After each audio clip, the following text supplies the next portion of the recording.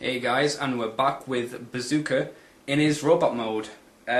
So first we'll talk about the paint detail. Paint detail has been upped in this mode, mainly because he's got more white showing and his eyes are coloured pink, which is a bit weird. But it'll be easy to see in the detail section of the video, so go to that in a moment and we'll see that better. Problems with this guy are slightly in the looks, but it also works in his favour. Mainly these giant bits which form his top part of his dinosaur mode. Because of the way he transforms, and it's very complicated. Well, it's not very complicated, but it's very fiddly, unfortunately, which is a downside to the figure. These parts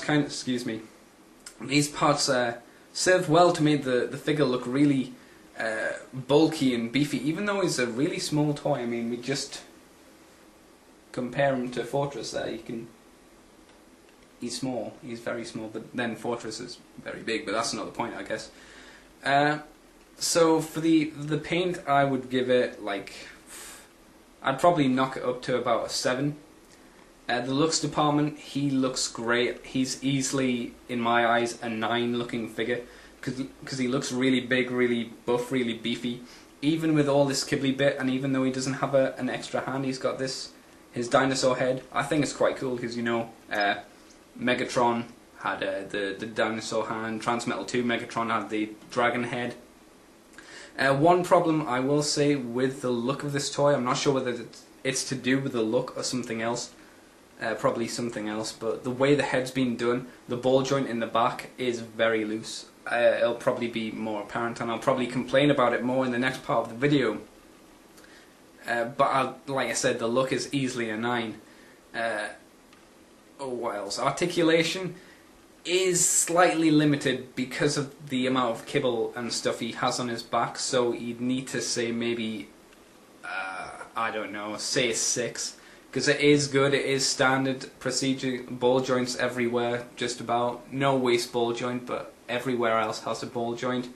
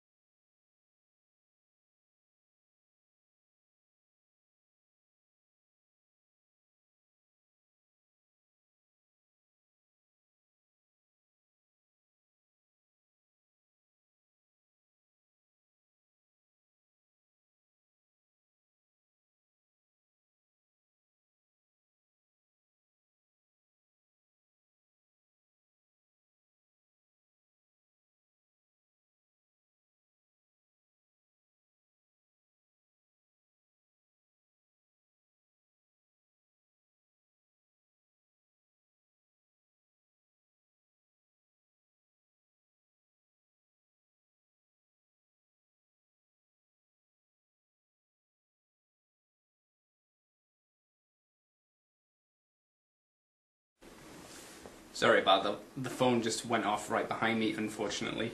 It's all sorted now. But yeah, articulation, say about 6, and the fun of this toy. I personally really like this guy. He looks good, he looks beefy, he looks like a war machine. And it's good because his axe that he holds in his hand stores underneath his tail and can be held as a gun if you like. So it gives you 2 options. Do you want him melee or do you want him long range? So I'd give him, again, about an 8, because he's great, apart from the transformation, which is a little fiddly and annoying, especially getting the back legs under the shell. So, we'll move on to the detail section now, and I'll see you there in a moment.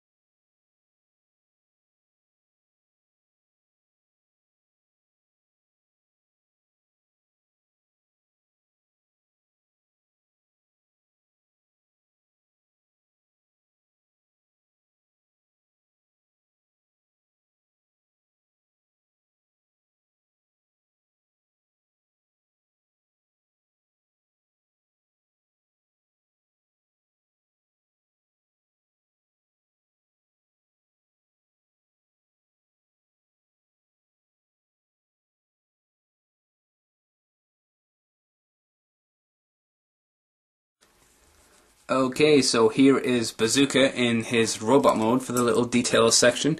And again, he has a really nicely detailed head, and as I probably mentioned before, his head is unfortunately very loose and doesn't click into place, so you need to kind of shove it in and balance. But as you can see, like I said before, his eyes are painted pink. Not really a colour you'd associate with a evil Decepticon, but he's got this really nice evil grin on his face, which I really love. Everything about this figure and the detail is perfect in my eyes.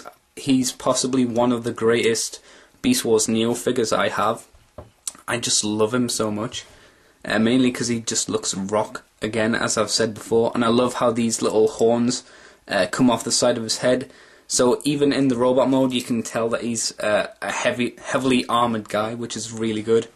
And his chest, again, effectively shows this with these little, I don't know, maybe teeth, maybe... They look like bones and stuff, which, again, look really good. And he's got a spark crystal in his chest, visible, unlike some of the other toys. Some of them have it visible, some of them have it hidden like Sling does. But it's nice to see. As you can see, his little head turns into his fist, which is good because it opens and closes still. Detail is kept the same round the back. Oops, I've knocked his head down there. Which is good. It's kept all of its... it is a little bit kibbly round the back, but you can forgive it because they were trying to deal with a lot of crap, basically.